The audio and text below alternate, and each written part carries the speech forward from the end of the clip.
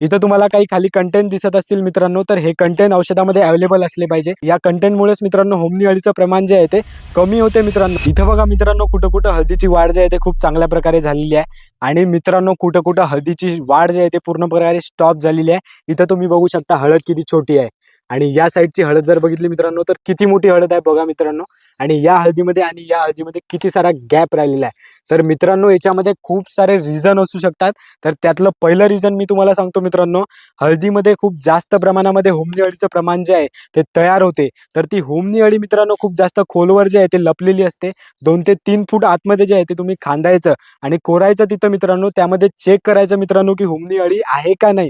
कारण मित्रांनो होमनी अळीमुळे अख्खेच्या अख्खे प्लॉट जे आहे ते बरबाद होतात मित्रांनो. खूप जास्त शेतकऱ्यांचं नुकसान जे आहे ते ही अळीच करते मित्रांनो. इथं तुम्हाला काही खाली कंटेंट दिसत असतील मित्रांनो, तर हे कंटेंट औषधामध्ये अवेलेबल असले पाहिजे. या कंटेंटमुळेच मित्रांनो होमनी अळीचं प्रमाण जे आहे ते कमी होते मित्रांनो.